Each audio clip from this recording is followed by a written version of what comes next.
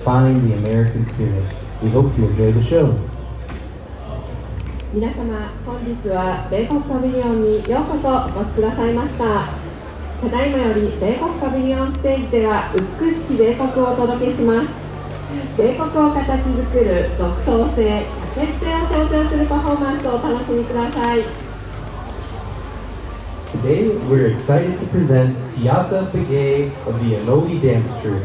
Teata is a member of the Daos Pueblo and Chickasaw peoples and a tribal member of the Choctaw Nation from Durant, Oklahoma. She is a champion dancer specializing in powwow styles of women's fancy shawl and women's fancy bustle. Through song, dance, and storytelling, she seeks to challenge indigenous stereotypes and promote the health and well-being of indigenous communities through powwow and cultural awareness. 本日はアノリダンスグループよりティアタ・ベゲイをご紹介いたします。ティアタはタオス、プエブラ族とチカソー一族の血を引くオクラホマ州デュラント出身のチョクトーネーション部族のメンバーです。彼女はパウワウの女性ファンシーショールと女性ファンシーバスタルのスタイルを専門とするチャンピオンダンサーです。歌、踊り、物語を通じて先住民に対する固定観念に挑み、パウワウと文化的理解を通じて先住民コミュニティの健康と幸福を促進することを目指しています。Ladies and gentlemen, please welcome Teata Begay from the ANOLI dance troupe. アノリダンスグループよりティアタ・ベゲイの登場です。どうぞ盛大な拍手でお迎えください。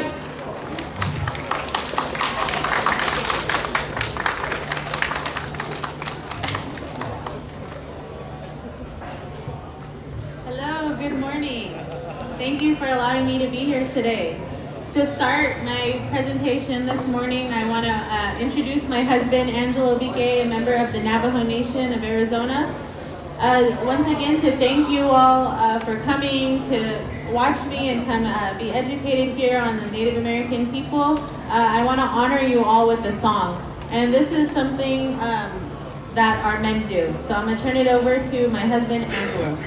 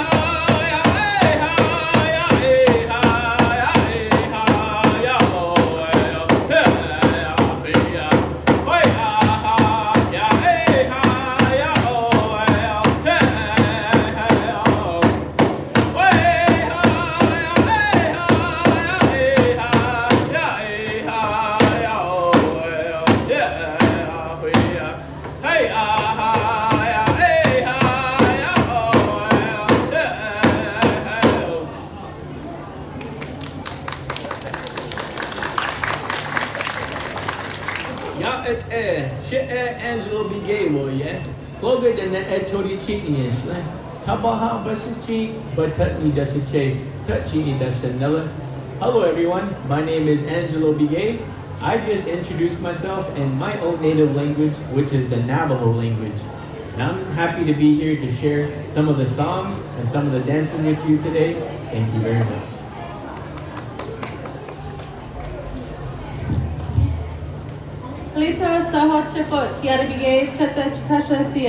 Hello everybody, once again, my name is Tiara Bigay. I come from you from the Choctaw Nation in Durant, Oklahoma, United States of America. Nice to meet you all. Thank you for having me here today. Today I'm going to be sharing with you some of our dances. This is called the Women's Fancy Shawl. It is a powwow style of dance, fairly new. So I'm going to take you into a little bit of the history of indigenous peoples in America. There are around 578 different tribes in the United States as well as Canada, each one of them having their own language, their own culture, their own ceremonies. So each one of us are different. So right now you're only seeing 2 of us here, but there are many. We are still very visible, very active, and at any given weekend you can go to a powwow, which is what I'm dressed as, the powwow category, and see up to 500, 800 dancers in any given weekend in the United States. And so to tell you a little bit about our history as indigenous people, it wasn't always the best being an indigenous person in the United States. We've always had a very deep and rich connection with our song, our dance, and our ceremonies. But then time evolved, and during contact, the late 18th century, began the assimilation and boarding school era. And this is a time whenever the Europeans and the Americans really wanted to colonize indigenous people. And during that time, they actually made laws and prohibitions that made it illegal for indigenous people to practice our own songs and our own dances, to also have long hair, and to publicly express ourselves as so. It was forbidden. And it wasn't until 1970, during the American Religious Freedoms Act, roughly 50 years ago, that we've been okay to publicly come out and dance and practice and share our songs and dances again. And so there was a time between the traditional ceremonial styles of Native American dance and to what we are now, the powwow style of dance, which is a more contemporary version. And so this version came about to protect our sacred songs, our sacred dances and ceremonies from Western manipulation. So we did have a divide, which is why powwows came about. So this powwow dance style, like I said, is fairly new. For indigenous women, when it came to our part in song and dance, a lot of times it was only for the men. During these times, women were participating in these war games, these war songs, these war dances, these different ceremonies, but we weren't as heavily involved as we are now.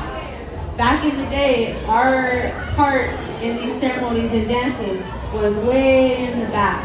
Whenever our men were singing, all we were allowed to do was walk. And that was done to honor. But as time evolved, so did women.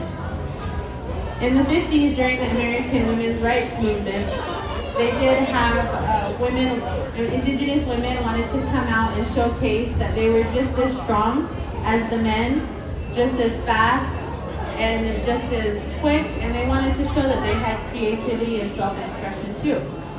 And so, like I said, as time evolved, so did our dancing. And so that is what I'm going to share with you during my first style of dance. I'm going to show you 3 dances. So this first dance I'm going to show you, it's called the Women's Traditional. And its movements are very simple, very modest. A bobbing, up and down. And that's how this dance started. Then as time evolved, women wanted to go into the arena. So they went into walking. And then moving on, competition came into play, where it wasn't tribes fighting tribes anymore. And it wasn't always about killing other people, it was having respect. It was also for bragging rights. So competition was also very important to indigenous people. You wanted to be the best hunter, you wanted to be the quickest runner, and you wanted to have the most beautiful things. And so with this style of dance, during this powwow world competition, this story goes that there were these two women, and they were dancing, and the audience couldn't pick which woman was better. And the way they were dancing was like this, walking. Very, very modest. And like I said, competition is very important to us. So one of these women got tired of walking and walking and walking, and she wanted to beat the other women. So she went up to the drum and she told them, "Sing me a faster song, I want to dance." And that's something that you typically don't tell the men dancers because the men carry the songs and the drum. And so that took the men singers by surprise. And so the men acknowledged her request and they started to sing a faster song for her. And as the song got faster, the woman took the shawl from over her arm and put it around her shoulders like this and started expressing herself. And just like that, this dance was born, the women's fancy shawl. So once again, I'm going to share with you 3 styles of dances. Listen to the music, listen to the beats, and see how they change. And feel free, if you guys wish to dance or tap your foot, go ahead. This dance is for you. Thank you.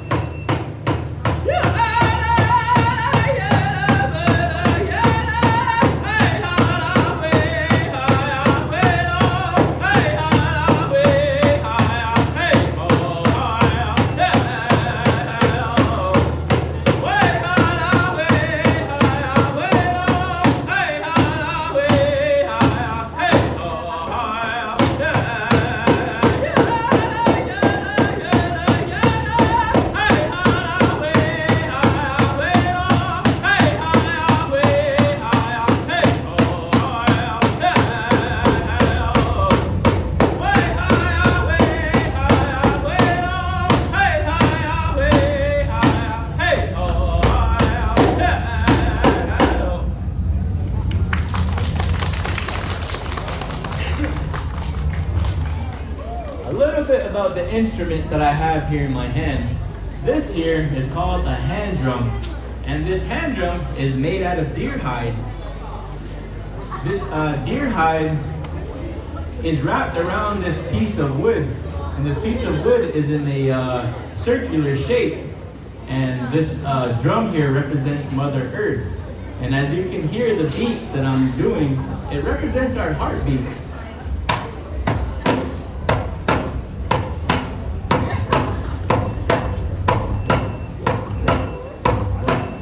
So we like to pay respects to this hand drum and say it represents Mother Earth. You know, the deer, it lives on the earth here, and as we go out and hunt, we try not to let anything go to waste. So when we go out and hunt our deer, you know, we eat the meat, and we use every part of the animal that we can, just like as I said, this deer hide. And it's tied together also with deer hide, and it's cut into little strips. After it's cut into little strips, it's called a sinew, and it's just tied all together by hand and put together. And as it's finally done and formed together, it hardens up and gets stiff as you lay it out in the sun. And that sun hits the drum and makes the hide tighter. And it creates different sounds as the seasons change, and as the day goes on, you'll hear different beats and different sounds from this drum. And here is a drumstick. And that's what I use to make all the sounds to this drum. Thank you.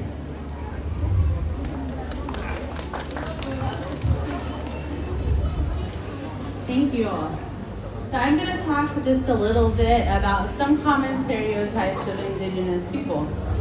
So one of the common stereotypes of Indigenous people is our war songs and our songs. A lot of time in Hollywood movies, you hear that drum beat.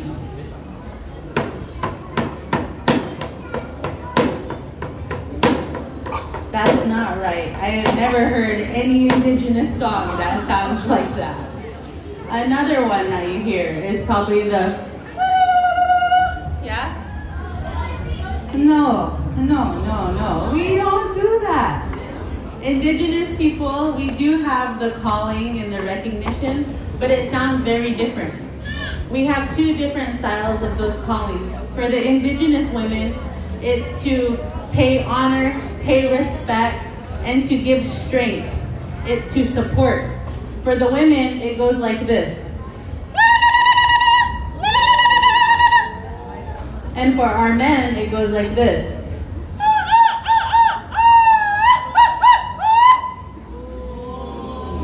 Yeah, that's my warrior. And then also with Indigenous people too, we have long hair.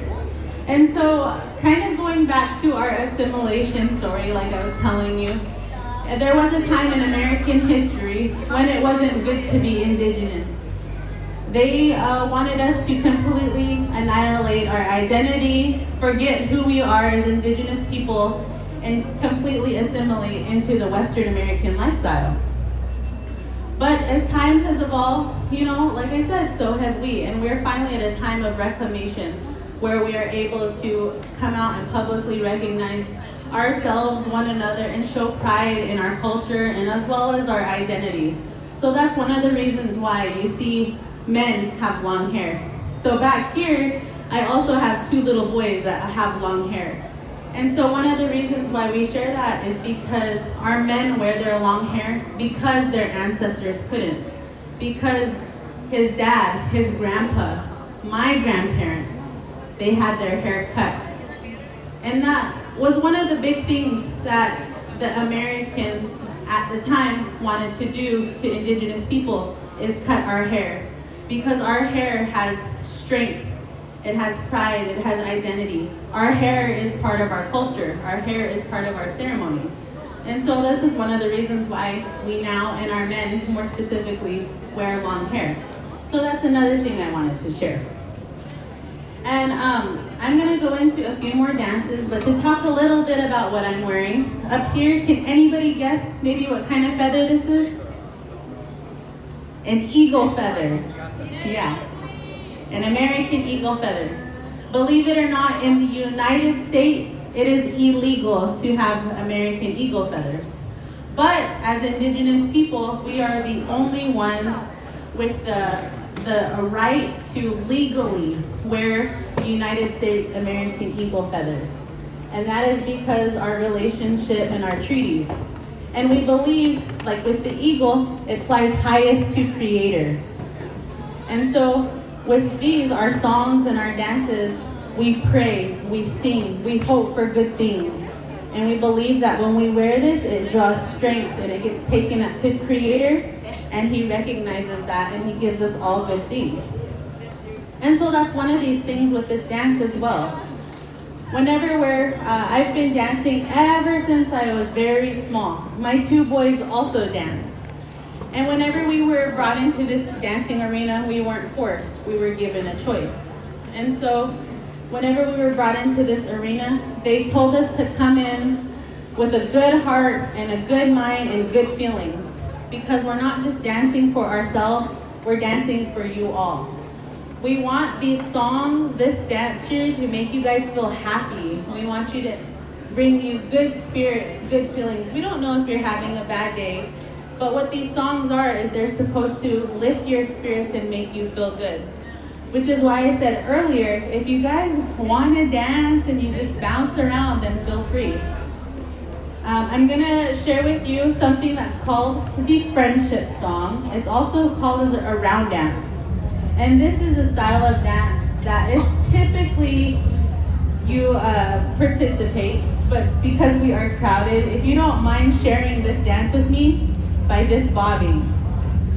But this is something as Indigenous people, we're very welcoming, we're very inclusive. We believe we are all one people, the human people, and we need to take care of each other and look out for one each other. So with this dance here, I invite you all to stand up and maybe bounce with me and just get that good feeling, and it'll make you feel good. So I'm gonna turn it over to my husband for the round dance. And then after that, I'm gonna close it out with one of my favorite styles of song, the Women's Fancy Bustle, and I will turn it over for the round dance.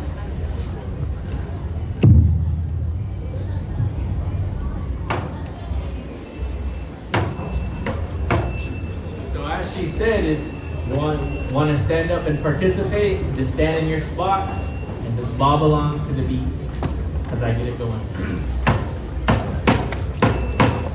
So it's very simple with your feet. Just decide if you want, or you can just hop in place. But you're supposed to feel it.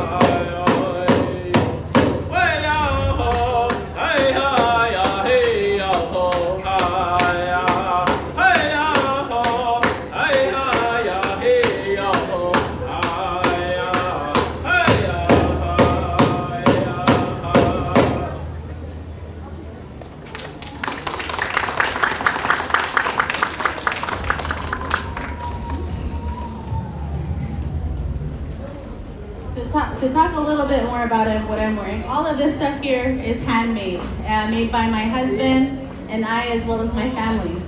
So this beadwork here, each bead is put on 5 beads at a time. So I have my headband for adornment, earrings, a collar, hair ties to my hair, and then at the bottom of my hair ties is horsehair that's dyed. And so this horsehair is also to draw strength and agility and mimic the speed of a horse. I have a cape here that helps hold my shawl down, leather fringe, moccasins, and leggings. So the beadwork's very heavy, roughly 25, 30 pounds. And then my dress here was made by one of my very good friends. And this design here, once again, it's because we have a relationship not only with animals but the environment. This design here is made to mimic leaves and then the reflection of leaves. So one leaf and then another. So that's a little bit about that. So I'm going to dance one final song for you today. It's called the Men's Fancy Bustle Song. It's a ruffle dance style song.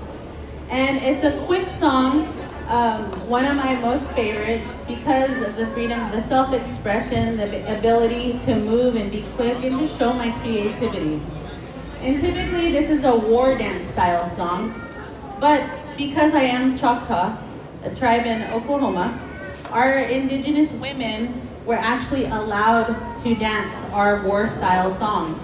And that was because in my tribe, our men and our women fought alongside each other during battle.